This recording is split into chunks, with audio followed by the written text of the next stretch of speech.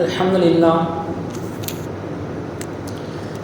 لله نستعينه ونستغفره ونؤمن به ونتوكل عليه ونعوذ بالله من شرور أنفسنا ومن سيئات أعمالنا من يهد الله فلا مضل له ومن يضلل فلا هادي له وأشهد أن لا إله إلا الله وحده لا شريك له وأشهد أن محمدا عبده ورسوله أما بعد فقد قال الله تعالى في القرآن العظيم والفرقان المجيد بعد أعوذ بالله من الشيطان الرجيم بسم الله الرحمن الرحيم وإذا سألك عبادي عني فإني قريب أجيب دعوة الداعي وإذا دعان فليستجيبوا لي وليؤمنوا بي لعلهم يرشدون صدق الله العليم. وقد بين النبي صلى الله عليه وسلم إنما الأعمال بالنيات أو كما قال عليه الصلاة والسلام. ஏழு வானம் ஏழு பூமியையும் படைத்து அதற்கிடையிலே பல கோடி ஜீவராசிகளையும் படைத்து அதனுடைய அனைத்து ஹக்குகளையும் அதனுடைய அனைத்து தேவைகளையும் சரியான நேரத்திலே சரியான இடத்திலே சரியான முறையில் நிறைவேற்றிக் கொண்டிருக்கக்கூடிய எல்லாம் அல்லாஹ் சுப்ஹானஹு வ தஆலாவுக்கே புகழ் அனைத்தும் என்றென்றும் நின்றனட்டுமாக. இன்னும் கருணையும் சாந்தியும் நிறைந்த ஈருலக தலைவர் சிறப்புமிக்க குணசீலர் எம்பெருமானார் முஹம்மது ஸல்லல்லாஹு அலைஹி வஸல்லம் அவர்களின் மீதும் அன்னாரின் குடும்பத்தார்களின் மீதும் அன்னாரின் அடிச்சுவற்றை அப்படியே பின்பற்றி வாழ்ந்து காட்டிய சத்திய சஹாபாக்களின் மீதும் தாபிஈன்கள் மீதும் தபா தாபிஈன்கள் மீதும் இமாம்களின் மீதும் இந்த ஜும்மாவுடைய தினத்திலே இங்கு ஒன்று கூடி இருக்கக்கூடிய நம்மின் மீதும் இந்த ஜும்மாவுடைய தினத்திலே இந்த பள்ளியை நோக்கி வர இருக்கக்கூடிய அனைத்து மக்களின் மீதும் அல்லாஹ் சுப்ஹானஹு வ தஆலாவின் சாந்தியும் சமாதானமும் என்றென்றும் நின்று நிலவட்டுமாக. கண்ணியத்திற்குரியவர்களே, அல்லாஹ் சுப்ஹானஹு வ தஆலா இந்த உலகத்திலே 18,000 கோடி ஜீவராசிகள் என்ன செய்திருக்கிறான், படைத்திருக்கின்றான். ஒவ்வொன்றும் என்ன செய்யப்பட்டிருக்கிறது, அதற்கென்று ஒரு தனி சிறப்புகள் கொடுக்கப்பட்டிருக்கின்றது. ஆனால் அந்த அனைத்து ஜீவராசிகளை காட்டிலும் சிறந்த ஒரு படைப்பாக அல்லாஹ் சுப்ஹானஹு வ தஆலா இந்த மனிதனை என்ன செய்திருக்கின்றான், படைத்திருக்கின்றான். காரணம் என்ன என்பதாக பார்க்கும் பொழுது, இந்த மனிதனுக்கு அல்லாஹ் சுப்ஹானஹு வ தஆலா தனியாக சிந்தித்து செயல்படக்கூடிய ஒரு ஆற்றல் என்ன செய்திருக்கிறான், கொடுத்திருக்கிறான். மற்ற எந்த ஜீவராசிகளுக்கும் என்ன செய்யாது, அந்த சிந்தித்து செயல்படக்கூடிய ஒரு ஆற்றல் கிடையாது. எது நல்லது எது கெட்டது என்பதாக சிந்திக்கக்கூடிய அந்த பகுத்தறிவு என்று சொல்லக்கூடிய அந்த ஒரு சிந்தனை என்பது கிடையாது. அதே போல இந்த மனிதனுக்கு அல்லாஹ் சுப்ஹானஹு வ தஆலா என்ன செய்கிறான், பல வகையான சோதனைகளை பல வகையான சிரமங்களை கஷ்டங்களை என்ன செய்கிறான், கொடுக்கிறான். இந்த சிரமங்களில் கஷ்டங்களிலே இந்த மனிதன் என்ன செய்கிறான், மூழ்கி என்ன செய்கிறான், தன்னுடைய அந்த சிரமங்களில் என்ன செய்கிறான், மூழ்கி தன்னுடைய விஷயங்களே என்ன செய்கிறான், முற்றிலுமாக மறந்து விடுகிறான். கண்ணியத்திற்குரியவர்களே, இந்த சோதனை கஷ்டங்கள் சிரமங்கள் இது அனைத்தும் நமக்கு கொடுக்கப்படுவதற்கு காரணம் என்ன என்பதாக பார்க்கும் பொழுது, அல்லாஹ் சுப்ஹானஹு வ தஆலாவினுடைய பொருத்தத்தை நாம் அடைவதுதான் அதனுடைய நோக்கமாக இருக்கின்றது. ஆக அந்த பொருத்தத்தை எவ்வாறாக நாம் அடைவது, அல்லாஹ்வினுடைய பொருத்தத்தை எவ்வாறாக நாம் அடைவது, அல்லாஹ்வினுடைய நெருக்கத்தை எவ்வாறாக நாம் அடைவது, இந்த சோதனையின் மூலமாக நாம் எவ்வாறாக சுவனத்தை அடைவது, இந்த சோதனையை எவ்வாறாக நாம் சாதனையாக ஆக்குவது என்பதை பற்றி என்ன செய்து கொள்வோம், தெரிந்து கொள்வோம். கண்ணியத்திற்குரியவர்களே, அல்லாஹ் சுப்ஹானஹு வ தஆலா இந்த உலகத்திலே கஷ்டங்களை சிரமங்களை இல்லாமல் ஒரு நபர்களுக்கு ஒரு மனிதருக்கு கொடுக்க வேண்டும் என்று சொன்னால் அது நபிமார்கள் தான். நபிமார்களுக்கு தான் அசலிலே பார்த்தால் எந்தவித கஷ்டங்களும் கொடுத்திருக்க கூடாது. ஏனென்று சொன்னால் நபிமார்கள் தான் அல்லாஹ்விற்கு பிரியமான நபர்கள் நபிமார்கள் தான். ஆனால் அந்த நபிமார்களுக்கு அல்லாஹ் சுப்ஹானஹு வ தஆலா பல வகையான சிரமங்களை கொடுத்து என்ன செய்திருக்கிறான், சோதித்திருக்கின்றான். நபிமார்களுக்கெல்லாம் தந்தை என்று சொல்லக்கூடிய ஹஜ்ரத் இப்ராஹிம் அலைஹிஸ்ஸலாம் அவர்களுக்கு அவர்களுடைய அந்த சோதனை அந்த கஷ்டங்கள் அந்த சிரமங்களிலே அந்த சிரமங்களை எவ்வாறாக அவர்கள் சாதனையாக மாற்றினார்கள், அந்த சாதனையை தான் நாம் என்ன செய்கிறோம், தினம் ஹஜ் பெருநாள் என்பதாக நாம் என்ன செய்கிறோம், கொண்டாடி இருக்கின்றோம். ஹஜ்ரத் இப்ராஹிம் அலைஹிஸ்ஸலாம் அவர்களுக்கு ஏற்பட்ட சோதனைகள் மிகவும் ஏராளம். அந்த சோதனைகளை அவர்கள் சாதனையாக ஆக்கியதன் காரணமாக தான் அல்லாஹ் சுப்ஹானஹு வ தஆலா கலீல் என்பதாக அவர்களை கூறுகிறான், தன்னுடைய நண்பர் என்பதாக கூறுகிறான். வேறு எந்த நபியை பார்த்தும் என்ன செய்யவில்லை, அல்லாஹ் தஆலா அந்த ஒரு வார்த்தையை கூறவில்லை. ஆனால் ஹஜ்ரத் இப்ராஹிம் அலைஹிஸ்ஸலாம் அவர்களுக்கு மட்டும் என்ன செய்திருக்கிறான், அந்த குறிப்பிட்ட ஒரு வார்த்தையை கூறியிருக்கிறான். காரணம் என்ன, அவர்களுக்கு அல்லாஹ் தஆலா கொடுத்திருக்கக்கூடிய சோதனைகள் அதிகம். அந்த சோதனைகள் அனைத்திலுமே அவர்கள் என்ன செய்தார்கள், வெற்றி பெற்றார்கள். அதன் காரணமாக அவர்களே அல்லாஹ் தஆலா தன்னுடைய நண்பர் என்பதாக கூறுகிறான். கண்ணியத்திற்குரியவர்களே, ஒருமுறை மலக்குகளுடைய சபையிலே அல்லாஹ் தஆலா என்ன செய்கிறான், இப்ராஹிம் அலைஹிஸ்ஸலாம் அவர்களை பற்றி பேசிக் கொண்டிருக்கிறார். அவருடைய சிறப்பை பற்றி பேசிக் கொண்டிருக்கையிலே மலக்குகளுக்குள்ளே ஒரு சிந்தனை ஏற்படுகிறது. இவர் என்ன அவ்வளவு சிறந்த ஒரு நபரா, அல்லாஹ் அல்லாஹ்வின் மீது நம்மளை காட்டிலும் என்ன செய்கிறார்? அதிகமாக அமல்கள் செய்கிறாரா? அல்லாஹ்வின் மீது நம்மை காட்டிலும் என்ன செய்கிறார்? அல்லாஹ்வை அதிகமாக வணங்குகிறாரா? நம்மை காட்டிலும் அல்லாஹ்வின் மீது பிரியம் அதிகமாக இவருக்கு இருக்கிறதா என்பதாக என்ன செய்கிறார்கள்? அவர்கள் சிந்திக்க ஆரம்பிக்கிறார்கள். பிறகு அல்லாஹ்விடத்தில் அனுமதியை பெற்றுக்கொண்டு என்ன செய்கிறார்கள்? இந்த பூமிக்கு வருகிறார்கள். இப்ராஹிம் அலைஹிஸ்ஸலாம் அவர்களை சோதிப்பதற்காக வந்து என்ன செய்கிறார்? ஒரு மலக்கு வந்து என்ன செய்கிறார்? ஒரு காட்டுக்குள்ள என்ன செய்கிறார்? உட்கார்ந்து இருக்கிறார்.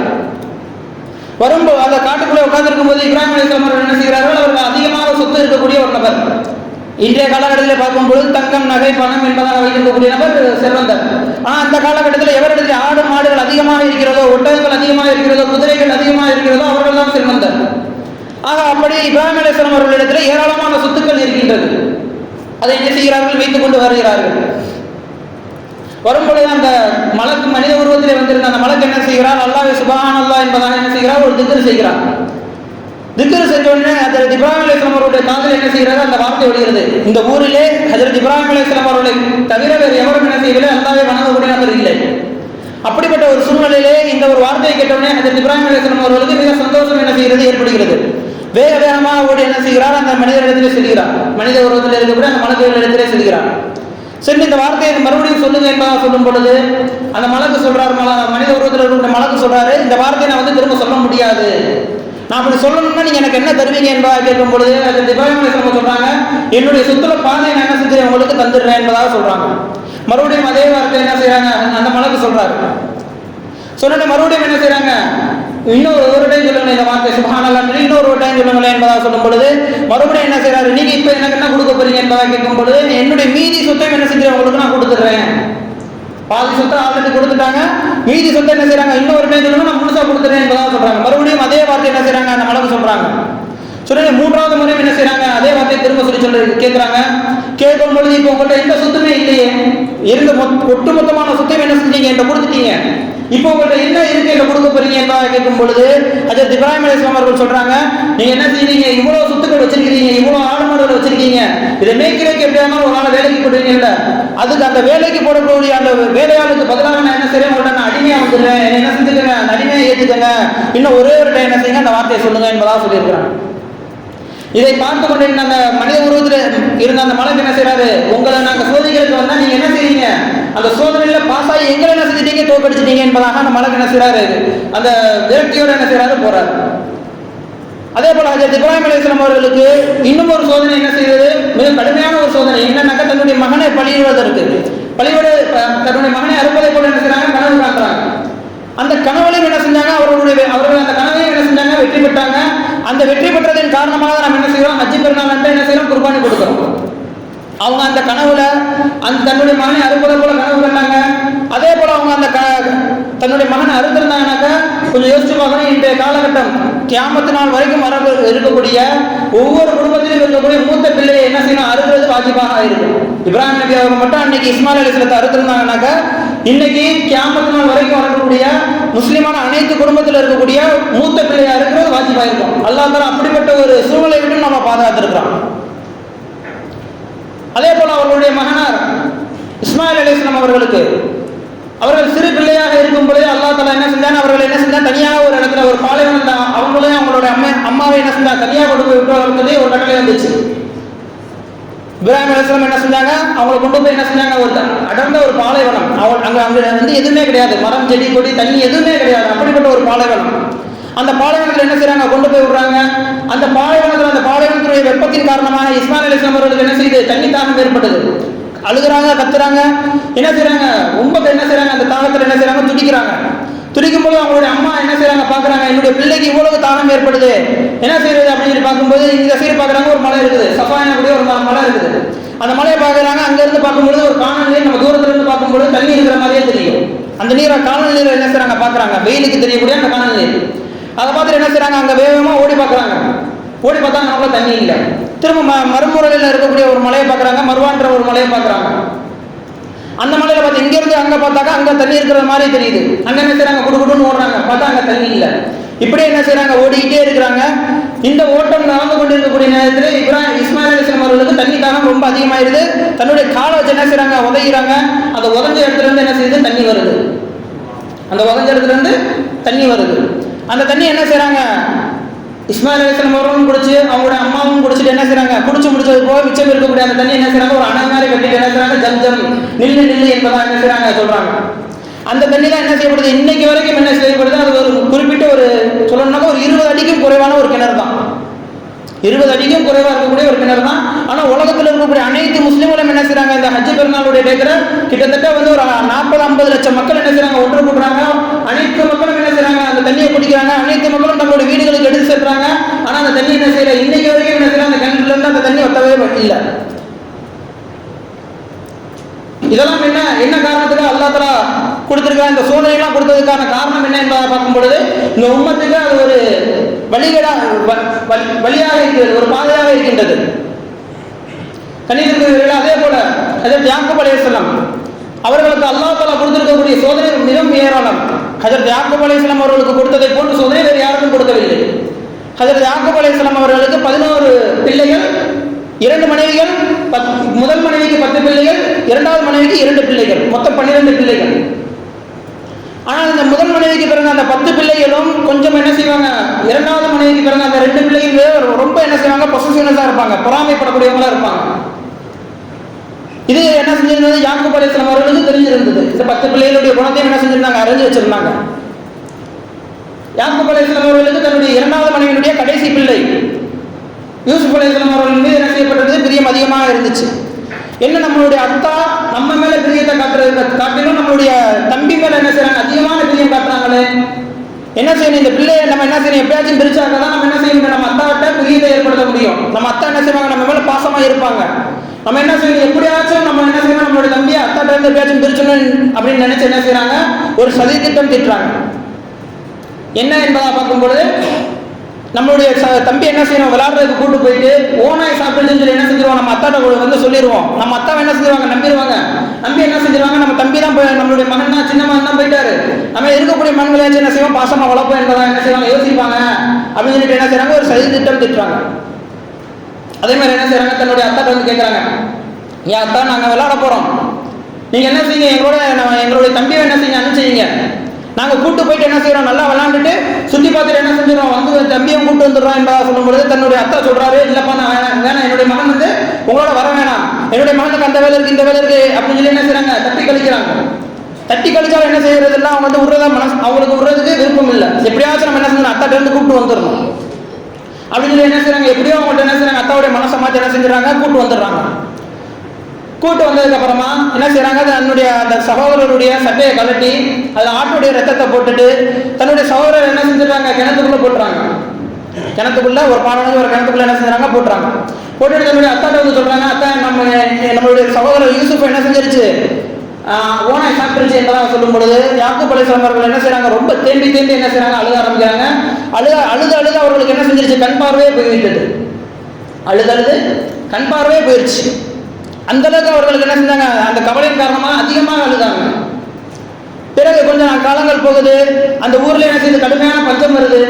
பஞ்சம் வரப்ப என்ன செய்யறாங்க, அந்த மக்கள் எல்லாருமே, அந்த சகோதரர்கள் எல்லாமே அதாவது யூசுப் அலைஹிஸ்ஸலாம் அவர்களுடைய உதவியை நாடி போகக்கூடிய ஒரு சூழ்நிலை ஏற்படுது.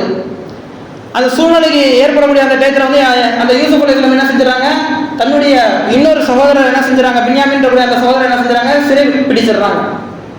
இதை கேட்ட உடனே அந்த யாக்கூப் அலைஹிஸ்ஸலாம் அவர்களுக்கு இன்னும் அதிகமாக என்ன செஞ்சிருது, கவலை ஏற்பட்டுருது. இன்னும் என்ன செஞ்சிருது, அதிகமான கவலைகள் ஏற்பட்டுருது. கிட்டத்தட்ட அவங்களுடைய வாழ்நாட்கள்ல அதிகமான காலங்கள் வெறும் கவலையிலே என்ன செஞ்சிருக்காங்க, கழிச்சிருக்காங்க. அதே போல நம்ம நபி ஸல்லல்லாஹு அலைஹி வஸல்லம் அவர் அந்த தீனுடைய வேலை அவர்களுக்கு நபித்துவம் கிடைக்கப்பட்ட அந்த காலத்திலிருந்து அவர்கள் மரணிக்கக்கூடிய காலம் வரை என்ன செஞ்சாங்க, அதிகமான சோதனைகள் என்ன செஞ்சாங்க, தாங்கிக் கொண்டே இருந்தாங்க. நபி ஸல்லல்லாஹு அலைஹி வஸல்லம் அவர்கள் சொல்லியிருக்கிறாங்க, இந்த உலகத்தில் கிட்டத்தட்ட 1 லட்சத்திற்கும் மேற்பட்ட நபிமார்கள் வந்திருக்கிறாங்க. அவர்கள் அனைவருக்கும் ஒவ்வொரு தனிப்பட்ட சோதனையும் கொடுக்கப்பட்டது. ஆனால் எனக்கு தான் ஒட்டுமொத்தமாக வந்த அனைத்து நபிமார்களுடைய சோதனையும் எனக்கு மட்டும் தான் கொடுக்கப்பட்டது, எனக்கு அவ்வளோ சோதனைகள் கொடுக்கப்பட்டது என்பதாக சொல்றாங்க. நபி ஸல்லல்லாஹு அலைஹி வஸல்லம் அவர்கள் என்ன செய்வாங்க, மக்களை தொழுதுட்டு இருப்பாங்க. தொழுதுக்கு இருக்கிற என்ன செய்வாங்க, காஃபிர்கள் என்ன செய்வாங்க, ஒட்டகத்தினுடைய குடல் என்ன செய்வாங்க, நபி மேலே போடுவாங்க. ஒட்டகத்தினுடைய குடல் என்ன செய்வாங்க, நபி மேலே போடுவாங்க. அதே போல நபி மேலே என்ன செய்வாங்க, நபி அவங்களை ஏசி பேசுவாங்க. தாயிஃபுடைய சம்பவம் நம்ம எல்லாரும் கேள்விப்பட்டது. நபி அவங்க என்ன செஞ்சாங்க, கல்லால் அடிச்சாங்க, சொல்லாமல் அடிச்சாங்க. நபி அவங்க என்ன செஞ்சாங்க, கிட்டத்தட்ட வரலாற்றை பதிவு செய்யறாங்க, கிட்டத்தட்ட 7 கிலோமீட்டர் என்ன செஞ்சாங்க, ஓடியே என்ன செஞ்சாங்க, கடந்தாங்க. தாயிஃப்ல இருந்து அந்த ஒரு மரத்தடியில போய் உட்காருவாங்க. கிட்டத்தட்ட ஒரு 7 கிலோமீட்டர் என்ன செஞ்சிருக்காங்க, ஓடியே கடந்துருக்காங்க. அவ்வளவு என்ன செஞ்சிருக்காங்க, நபி அவங்களை காயப்படுத்திருக்கிறாங்க. ஆனா நபி அவங்க இந்த நபிமார்கள் எல்லாம் என்ன செஞ்சாங்கன்னாக்கா அல்லாஹ் மேல என்ன செஞ்சாங்க, முழுமையான ஒரு தவக்கல் வச்சாங்க. அல்லாஹ் மேல என்ன செஞ்சாங்க, முழுமையான ஒரு நம்பிக்கை வச்சாங்க. அல்லாஹ் தாலா என்ன செஞ்சாங்க, அவர்களுக்கு உதவியை நேரடியாக கொடுத்தான். அல்லாஹ் தாலா நேரடியாக கொடுத்தான். கண்ணியத்திற்குரியவர்களே, நபி ஸல்லல்லாஹு அலைஹி வஸல்லம் அவர்கள் சொல்லியிருக்கிறாங்க, ஒரு மூமினுக்கு ஏற்படக்கூடிய சிறு சிறு காயமும், இன்னும் சொல்லியிருக்கிறாங்க காலில் ஏற்படக்கூடிய, காலில் குத்தக்கூடிய அந்த முள் தைத்தலும் கூட என்ன செய்யப்பட்டிருக்குது, மூமினுடைய பாவங்கள் மன்னிக்கப்படுவதற்கு ஒரு காரணமாக இருக்குது என்பதாக சொல்லியிருக்கிறாங்க. நம்மளுடைய பாவங்கள் மன்னிக்கப்படுவதற்கு ஒரு காரணமாக இருக்குது என்பதாக சொல்லியிருக்காங்க. என்ன, அது சாதாரண முள்ளு குத்துறது. நம்மளுடைய காலில் நம்ம நடந்து போய்கிட்டு இருப்போம், நம்மளே அறியாமல் என்ன செஞ்சிருப்போம், கால் தடுக்கி விட்டுருக்கோம், காலில் என்ன செஞ்சிருக்கோம், லைட்டாக என்ன செஞ்சிருக்கோம், அடிபட்டு ரத்தம் வந்திருக்கும். இந்த காயமும் என்ன செய்யப்படுது, நம்மளுடைய பாவத்தினுடைய வெளிப்பாடு தான். நம்மளுடைய பாவங்கள் மன்னிக்கப்படுவதற்கு இதுவும் ஒரு காரணமாக இருக்குது. கண்ணியத்திற்குரியவர்களே, மூமினுக்கு ஏற்படக்கூடிய ஒவ்வொரு சிறு சிறு சோதனைகளும் என்ன செய்யப்படுகிறது, அவனுடைய பாவங்கள் மன்னிக்கப்படுவதற்கு ஒரு காரணமாக இருக்குது. நம்முடைய பாவத்தினுடைய வெளிப்பாடு தான் நமக்கு ஏற்படக்கூடிய ஒரு சோதனை. இன்னும் நமக்கு ஏற்படக்கூடிய சோதனை என்ன, சோதனைக்கான காரணம் என்ன என்பதாக பார்க்கும்போது அல்லாஹ்வுடைய நெருக்கத்தை பெறுவதற்கு ஒரு வழியாக இருக்கின்றது. நபி ஸல்லல்லாஹு அலைஹி வஸல்லம் அவர்கள் சொல்லியிருக்கிறாங்க, ஒரு சஹாபி என்ன செய்யறாரு, நபி அவர்கள் வந்து சொல்றாரு, நபியை நான் என்ன செய்யறேன், உங்க மேல அதிகமா பிரியம் வைக்கிறேன், உங்க மேல நான் அதிகமா பிரியம் வைக்கிறேன் என்பதாக சொல்லும் பொழுது, அப்ப நபி அவங்க சொல்றாங்க, நீங்க என் மேல அதிகமா பிரியம் வைக்கிறீங்கன்னு சொன்னாக்க, எப்படி ஒரு பள்ளத்தை நோக்கி வெள்ளம் பாய்ந்து வருமோ அதே போன்ற சோதனைகளும் கஷ்டங்களும் சிரமங்களும் என்ன செய்யும், உங்களை நோக்கி என்ன செய்யும், பாய்ந்து வரும் என்பதாக சொல்றாங்க. நபி மேல எப்ப பிரியம் வைக்க ஆரம்பிக்கிறோமோ அப்ப என்ன செய்யும், நமக்கு சோதனைகளும் கஷ்டங்களும் சிரமங்களும் ஒரு பள்ளத்தை நோக்கி எவ்வாறாக வெள்ளம் பாய்ந்து வருமோ அதே போன்ற வேகத்தில் என்ன செய்யும், நம்மளை நோக்கி வரும். கண்ணியத்துக்குரியவர்களே, நம்ம நபி அவர்கள் மேல எப்போ பாசம் வைக்க ஆரம்பிக்கிறோமோ, அல்லாஹ்வுடைய தீனை எப்போது நம்ம பிரியம் வைக்க ஆரம்பிக்கிறோமோ அப்போது என்ன செய்யப்படும், நமக்கு சோதனைகள் கொடுக்கப்படும். அந்த சோதனையை கண்டு நம்ம மனம் தளர்ந்து விடாம, அல்லாஹ் தஆலா இது என்ன, எதுக்காக நமக்கு கொடுத்துருக்கான், என்னை சோதிக்கிறதுக்காக கொடுத்துருக்கான், நான் இந்த தீன்ல எந்த அளவுக்கு உறுதியாக இருக்கிறேன் என்பதா பார்க்கறதுக்காக என்ன செஞ்சிருக்கிறேன், எனக்கு இந்த சோதனையை கொடுத்துருக்கான் என்பதாக நாம் விளங்கி கொண்டோம்னாக்க, எவ்வாறாக நபிமார்கள் அல்லாஹ் மீது நம்பிக்கை வைத்து தவக்கல் வைத்து அந்த சோதனைகளை சாதனைகளாக மாற்றினாங்களோ அதே போன்று நம்மளும் என்ன செய்யலாம், நமக்கு கிடைக்கக்கூடிய, நமக்கு அல்லாஹ் தஆலா கொடுத்திருக்கக்கூடிய அந்த சோதனையில் என்ன செய்யலாம், சோதனையில நம்ம என்ன செய்யலாம், வெற்றி பெறலாம். அப்படி வெற்றி பெற்றோம்னாக்கா நமக்கு என்ன செய்யப்படும், உயர்ந்த ஒரு ஜன்னத் கிடைக்கும், உயர்ந்த ஒரு சொர்க்கம் கிடைக்கும். அந்த சோதனைகளை நம்ம வந்து ஃபெயிலாக போயிட்டோம், நம்ம வந்து சோதனைகளை வந்து தவறிட்டோம் என்பதாக பார்க்கும் பொழுது அல்லாஹ் தஆலா பாதுகாக்கணும். நம்ம என்ன செஞ்சிருவோம், அல்லாஹ் வந்து நம்ம நினைச்சு கூட பார்க்க முடியாத அளவுக்கு நமக்கு என்ன செய்யணும், இன்னும் கடுமையான சோதனைகள் கொடுக்கப்படும். கண்ணியத்திற்குரியவர்களே, நம்ம வந்து ஃபர்ஸ்ட் சிந்திக்கணும், இந்த சோதனை நமக்கு எதுக்காக கொடுக்கப்படுது. நபிமார்களுக்கு கொடுக்கப்பட்ட சோதனைகளை காட்டிலும் நமக்கு கொடுக்கப்படக்கூடிய சோதனைகள் கம்மி தான். ஆனால் எதுக்காக அல்லாஹ் தஆலா நமக்கு கொடுக்குறான் என்பதை பார்க்கும்பொழுது நம்மளுடைய பாவங்கள், நம்ம சொர்க்கத்துக்கு போக போகிறோம், உயர்ந்த ஒரு சொர்க்கத்துக்கு போக போகிறோம். அந்த சொர்க்கத்துக்கு போறதுக்கு முன்னாடி நம்மளுடைய எவ்வளவோ பாவங்கள் இருக்கும், நமக்கே தெரியாது. அந்த பாவங்கள் ஃபுல்லாக மன்னிக்கப்படணும்ல. நம்ம நரகத்துக்கு போறதுக்கு விருப்பப்படுவோமா, இல்லை இந்த உலகத்திலே நம்மளுடைய பாவங்கள் மன்னிக்கப்பட்டு சொர்க்கத்துக்கு போறதுக்கு ஆசைப்படுவோமான்னு கேட்டாங்க, நம்ம வந்து இந்த உலகத்திலே நம்மளுடைய பாவங்கள் மன்னிக்கப்பட்டு சொர்க்கத்துக்கு போறதுக்கு தான் ஆசைப்படுவோம். இந்த உலகத்திலே அந்த பாவங்கள், நம்மளுடைய பாவங்கள் மன்னிக்கப்படுவதற்காக ஒரு வழிவகையாக இருக்கிறது. கண்ணியத்திற்குரியவர்களே, நமக்கு ஏற்படக்கூடிய அந்த சிறு சிறு சோதனைகளாக இருந்தாலும் சரி, பெரு பெரு சோதனைகளாக இருந்தாலும் சரி, அல்லாஹ் தஆலா நம்முடைய அந்த ஒரு ஈடேற்றம், நம்முடைய அந்த நம்மின் மீது இருக்கக்கூடிய அந்த ஒரு பாசம், நம்மின் மீது இருக்கக்கூடிய அந்த ஒரு அக்கறையின் வெளிப்பாடாகத்தான் அல்லாஹ் தஆலா என்ன செய்கிறான், நமக்கு அந்த சோதனைகளை கொடுக்கிறான்.